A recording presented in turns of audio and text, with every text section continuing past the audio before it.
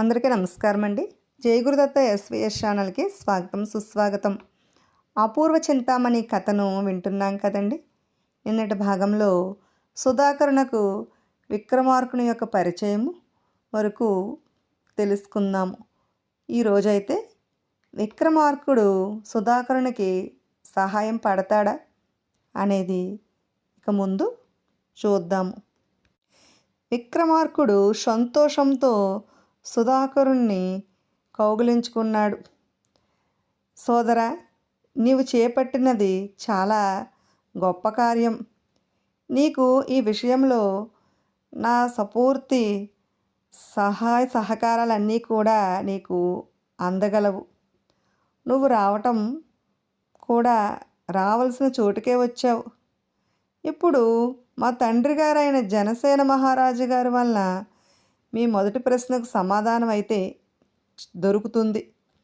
మా నాన్నగారు ఇలా నగరమునకు రాకముందుగానే మా రాజభవనానికి వచ్చి అలసటని తీర్చుకోండి, మనం బంధువులు కూడా కాగలం అని అంటూ ఆప్యాయంగా విక్రమార్కుడు కౌగిలించుకున్నాడు సుధాకరుణ్ణి. వేట ముగిసిన తర్వాత సుధాకరునితో సహా అందరూ కలిసి అంతఃపురమునకు బయలుదేరి వెళ్ళారు. సుధాకర విక్రమార్కులు. తరువాత విక్రమార్కుడు విడిది ఏర్పాటు అంతా చేశాడు. తన రాజభవనంలోనే భోజనాలకు పిలిచి తర్వాత అక్కడే ఉన్న తండ్రి జనసేన మహారాజుని తన స్నేహితుడైన సుధాకరునకు పరిచయం చేశాడు విక్రమార్కరాజు. సుధాకరుడు అక్కడకు వచ్చిన కారణం కూడా వివరంగా వివరించి తండ్రికి తెలియచేశాడు. విక్రమార్కుడు. భోజనాలు ముగిశాయి. జయసేన మహారాజు సుధాకరుణ్ణి వెంట తీసుకుని ఉద్యానవనానికి వెళ్ళాడు. అక్కడున్న శిలావేదిక మీద కూర్చోబెట్టి తను కూడా కూర్చున్నాడు. అనంతరము సుధాకరుడికి జయసేన మహారాజు అతని మొదటి ప్రశ్నకు అవసరమైన సమాచారాన్ని వివరించాడు. సర్వతంగ పరిత్యాగి అయిన మునీంద్రుడు చందమ్మునంటించి రాజాధారణ పొంది పూజారి మరదలకి మచ్చికపడి మంత్రిని సంహరించి ప్రియురాలతో సహా సరిహద్దు రాజ్యానికి పారిపోయిన కపటి సన్యాసి ఎవరు అనేదే మొదటి ప్రశ్న. సరిహద్దు రాజుల వైరం ఏ విధంగా ఉన్నది, ఆ రాజులు ఎవరు, వారి పేర్లు ఏమిటి అని మొదటి ప్రశ్నను వివరించారు సుధాకరుడు. అంటే సర్వసంగ పరిత్యాగ అంటే ఎవరు? సర్వమును విడిచిపెట్టినవాడని. మునీంద్రుని చందమ్ము నటించి అంటే మంచిగా నటించి రాజు యొక్క ఆదరణ పొంది పూజాది మరదలకి మచ్చికపడి అంటే పూజారి మరదలకి దగ్గరయ్యి మంత్రిని చంపి ఈడు మచ్చికపడిన ప్రియురాలతో సహా సరిహద్దు రాజ్యానికి పారిపోయిన కపట సన్యాసి ఎవరు అనేదే ఈ మొదటి ప్రశ్న యొక్క వివరణ. అప్పుడు ఈ మొదటి ప్రశ్న యొక్క వివరణకు సమాధానాన్ని విక్రమార్కుని యొక్క తండ్రి ఈ విధంగా చెబుతున్నాడు. నాయన, చెబుతున్నాను చక్కగా విను అంటూ ప్రారంభించాడు జయసేన మహారాజు. మా నగరంలో వేణుగోపాలస్వామి వారి ఆలయం ఉంది. అది మా యొక్క పూర్వీకుల నాటి కట్టడము. ఆ ఆలయానికి మేమే ధర్మకర్తలం. ప్రతి ఏడు ఉత్సవాలు చేయిస్తూ ఉంటాం. ఆ ఉత్సవాలకు ఇరుగు పొరుగు ఊళ్ళ నుంచి జనం తండోపతండాలుగా వస్తుంటారు. ఎంతమంది వచ్చినా అందరికీ అన్నం పెట్టి గౌరవించడం మా యొక్క సాంప్రదాయం. ఒక సంవత్సరము స్వాములవారి ఉత్సవాలకు జరుపుతున్న సమయంలో నేను కుటుంబ సమేతంగా తిరిగి అంతఃపురమునకు వెళుతూ సింహద్వారం వద్దకు వెళ్ళేసరికి అక్కడ లోపల భాగంలో కుడివైపు ఉన్న అరుగు మీద కూర్చుని ఉన్నాడు ఒకడు. వారు యతీంద్రులని నేను నమ్మాను. వారికి నమస్కరించాను. మహాత్మా, తమరు పరమేశ్వరుని అంశగా కనిపిస్తున్నారు. ఆయుచితంగా మీ దర్శన భాగ్యం లభ్యపడింది. మీరు మా అంతఃపుర భవనాలకు దయచేసి అంటే మా అంతఃపురంలోనికి వచ్చి మీ యొక్క దయను చూపించి మీ పాదధూళితో ఆ భవనాలను పవిత్రం చేయండి అని కోరుకున్నాను. నా సత్కారాన్ని అందుకోమన్నాను, అనుగ్రహించమని ప్రార్థించాను అని అన్నాడు జయసేన మహారాజు. అప్పుడు ఆ సన్యాసి ఇలా అంటున్నాడు, ఓ రాజా, సర్వసంగ పరిత్యాగులం మేము. అంతఃపురంలో అడుగు పెట్టకూడదు. మీకు మా యందు అభిమానం, భక్తి, విశ్వాసాలు ఉండిన ఎడల మాకు పాలు పండ్లు పంపిస్తే చాలు.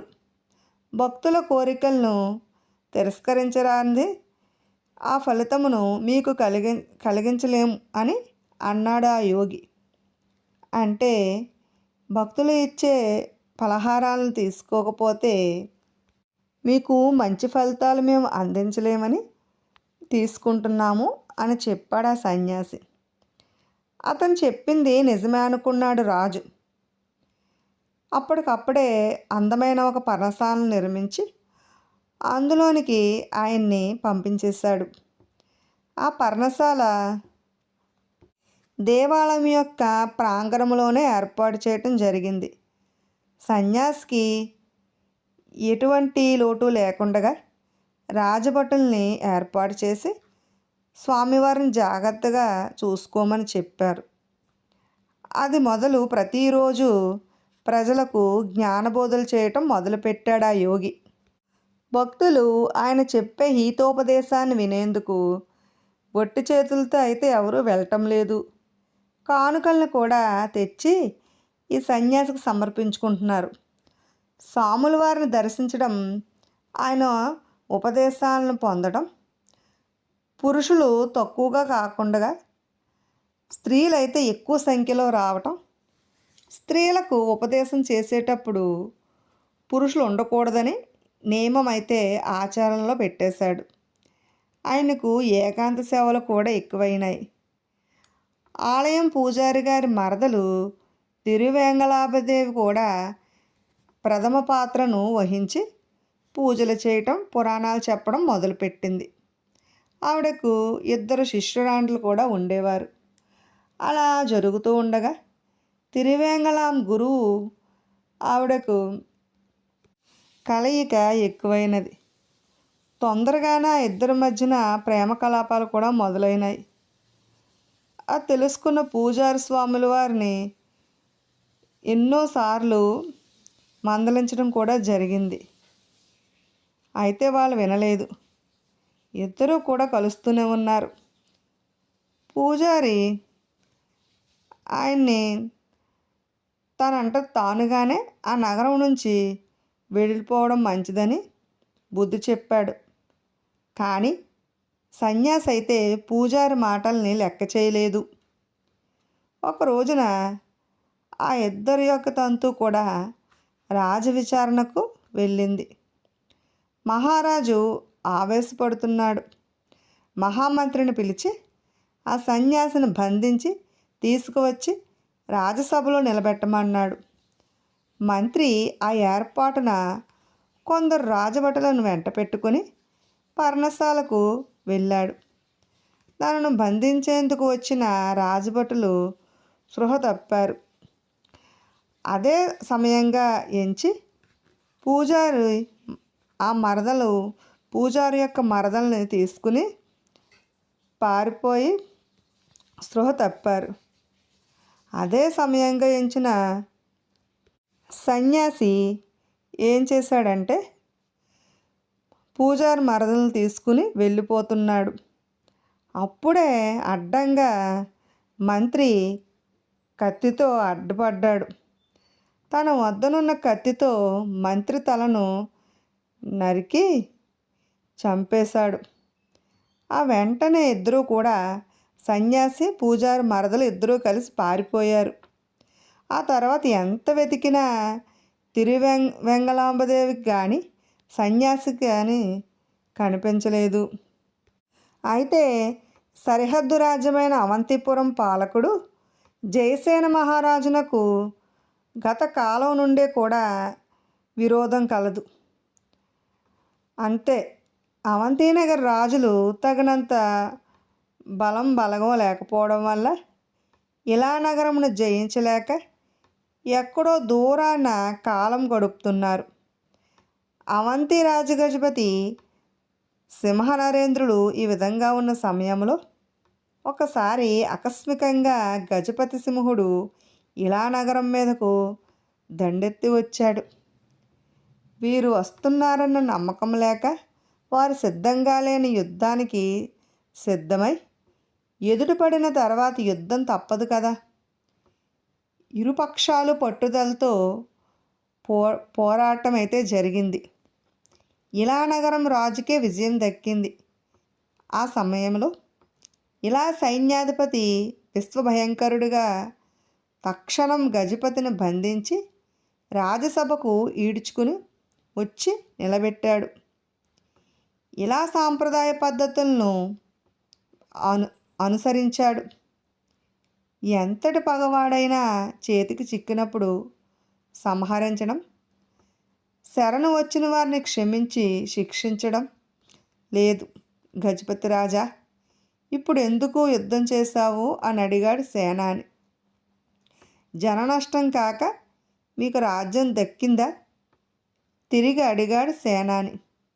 అప్పుడు గజపతి సింహుడు ఇలా అన్నాడు, జయసింహ మహారాజా, నేను పూర్వపు గజపతిని కాదు. నిన్ను శరణు వేడుకోవడానికి వచ్చాను. ముందు నన్ను బంధ విముక్తుల్ని చేయి, జరిగిన కథ అంతా నీకు నేను వివరిస్తాను అని అన్నాడు. ఆ వెంటనే రాజాజ్ఞను పాటించి అతన్ని బంధ విముక్తుల్ని చేస్తారు రాజభటులు. ఆ వెంటనే గజపతి ఈ విధంగా వివరించాడు, మహారాజా, నేను కొలువు తీరి ఉన్న సమయంలో ఎక్కడి నుండో ఒక మునీంద్రుడు రావటం జరిగింది. మేము అతన్ని గౌరవించి కూర్చోవడానికి పీఠాన్ని చూపించాను. ఆ వచ్చిన సన్యాసి నాతో ఇలా అన్నాడు అని చెప్పాడు గజపతిరాజు. గజపతి రాజా, అతి తొందరలో నీకు చక్రవర్తి అయ్యే యోగం ఉండి గొప్ప దశ నీకు కలగనున్నదని అన్నప్పుడు ఎవరికైనా భ్రాంతియే కదా. అతని మాటకు విలువనిచ్చి నిజంగానే ఎలాగన్నా మహర్షి ఎలా అని నేను అడిగాను. మహర్షి నిజంగానే అవుతానా అని అడిగాను. మేము యోగులము, మా నోట నుండి ఏది వస్తే అది జరుగుతుంది. తమకు శత్రువులయ్యి ఇలాపురం రాజును ఓడించగల రహస్యం నాకు తెలుసు. ఆ ప్రకారం నీవు దండెత్తి వారిని ఓడించగలవు. ఇవి చెప్పేందుకే సర్వేశ్వరుడు ఇంటికి పంపాడు అన్నాడు. అతని మాటలు నాకైతే బాగా నచ్చాయి. చక్రవర్తి అవుతానంటే ఆశ మరింతగా పెరిగింది. ఎవరికైనా ఆశ పెరుగుతుంది కదా. చక్రవర్తి పదవి వస్తుందంటే ఎవరు వదులుకుంటారు అని నేను ఆనందంతో సన్యాసికి మా రహస్య మందిరంలో స్థానం కల్పించాను. రాజా, నేను కపటి సన్యాసి రూపంలో ఇలాపురంలో అడుగు పెడతాను. అక్కడ ఉన్న ప్రభువులను నమ్మించగలను. నాకు మీరు చేయాల్సిందల్లా 2 వేగుల వారిని నా వద్ద ఉంచినా చాలు. వాళ్ళు నా భక్తులుగా రూపాలు మార్చుకుని నగరంలో తిరుగుతారు. అక్కడ రహస్యాలు నాకు తెలియపరుస్తారు. సమయానికి పొంచి ఉండి నా సూచన ప్రకారం కొద్ది సైన్యంతో ఇలాపురం చేరి ఆ రాజును సులభంగా పట్టుకోవచ్చు అని చెప్పాడు. నేను అజ్ఞానినై దూరం ఆలోచించగా అతని మాటలు నమ్మి లొంగిపోయినందుకు నా అపరాధాన్ని క్షమించమని కోరుతున్నాను అన్నాడు గజపతిరాజు. ఆ వెంటనే నేను అతను చెప్పింది విని కొంత ధనమునిచ్చాను. ఆ తర్వాత ఏమైంది అని అడిగాడు జయసేన మహారాజు. ఏముంది, అతను మహాయోగిలాగా సంచరించాడు అని అర్థం చేసుకున్నాను. తర్వాత యోగి మీ రాజ్యానికి వచ్చి మహాయోగిలాగా నాటకం ఆడాడు. నా వేగులను సాధువులుగా మీ నగరంలో ప్రవేశింపచేసి ఇక్కడ విషయాలు నాకు ఎప్పటికప్పుడు చేరవేశాడు. కొంతకాలానికి ఆ దుర్మార్గుడు మీ అందరినీ నమ్మించి మీ పట్ల వినయం నటిస్తూ చివరికి అతని పాపం పండింది. పూజారి మరదలతో సహా సరాసరి నా వద్దకు వచ్చి చేరాడు. నాకు అప్పటికీ బుద్ధి కలగలేదు. వారిని నా శ్రేయోభిలాషుల్లాగే నేను ఆశ్రయం ఇచ్చాను. ఆయన చెప్పిన విధంగా మీ కోటను పట్టుకున్నాను. విజయం తప్పదన్న నమ్మకంతో మీ మీద దండెత్తి వచ్చాను. కానీ నిజానికి చెప్పాలంటే ధర్మమే జయించింది. తొందరపాటుతో ఇంత దుర్మార్గపు పనికి తలపెట్టిన మీ ధర్మబుద్ధికి నేను మరోసారి క్షమాపణ చెప్పుకుంటున్నాను అని అన్నాడు గజపతిరాజు. మరో 2 గడియలు ఆగి, రాజా, నేను చెప్పింది కట్టుకథ కాదు. మీరు నమ్మేటందుకు నేను ఒక మాట చెప్తున్నాను వినండి. అది ఏమంటే, నాకున్న ఏకైక పుత్రిక పద్మావతిని మీ కుమారుడికిచ్చి వివాహం చేసి మీతో చుట్టరకం కలుపుకోవాలన్న కోరికున్నది. అప్పుడు నా కుమార్తె మీ యువరాజు విక్రమార్కుని భార్యగా మీకు కోడలవుతుంది. ఎందుకంటున్నానంటే, ముందు ఎప్పుడైనా మీకు ముప్పు కలిగించితే నా కుమార్తెకు అపచారం చేసిన వాడిని అవుతాను కదా. నా కోరిక తమరు కాదనవద్దని దీనాతి దీనంగా వేడుకుంటున్నాను అన్నాడు గజపతిరాజు. జయసేన కొంతసేపు ఆలోచించాడు. గజపతి చెప్పినట్లుగానే అతని కుమార్తెను తన కుమారుడు విక్రమార్కునకు చేసుకుంటే అంగీకరించి గజపతిరాజుని సంతోషపరిచాడు చేసుకుంటానని చెప్పి. ఇది ఇలా ఉండగా సైన్యాధిపతి కొంతమంది రాజభటులను వెంట పెట్టుకుని సరిహద్దు రాజ్యానికి వెళ్ళాడు. కపట సన్యాసికై కోటను అంతా వెతికాడు. ఆ సన్యాసి కనపడలేదు. అంతేకాకుండా ఆ సన్యాసి వెంట తీసుకువెళ్ళిన తిరువేంగళాంబ కూడా వెంగళాంబను హత్య చేసి పారిపోయినట్లయితే తెలిసింది. ఇది జరిగిన కథ అన్నాడు సుధాకరునితో జయసేన మహారాజు. సుధాకరుడు తృప్తిగా ఊపిరి పీల్చుకున్నాడు. కథను వినిన సుధాకరుడు వారికి కృతజ్ఞతలను సమర్పించుకుని తన 2వ ప్రశ్నకు సమాధానము వెతుకుటకు ప్రయాణమయ్యాడు. సుధాకరుని యొక్క 2వ ప్రశ్నకు సమాధానం దొరుకుతుందా? సమాధానం కోసం రేపటి వరకు వేచి ఉండవలసిందే. విన్నారు కదండి. అపూర్వ చింతామణి కథ మీకు నచ్చినట్లయితే మా ఛానల్ని సబ్స్క్రైబ్ చేసుకోండి. ప్రక్కనే ఉన్న బెల్ ఐకాన్ క్లిక్ చేయండి. మేము చేసిన వీడియోస్ నోటిఫికేషన్ కోసం బెల్ ఐకాన్ క్లిక్ చేయండి. అలాగే లైక్ చేయండి, షేర్ చేయండి, కామెంట్ కూడా చేయండి. మరిన్ని ఆసక్తికరమైన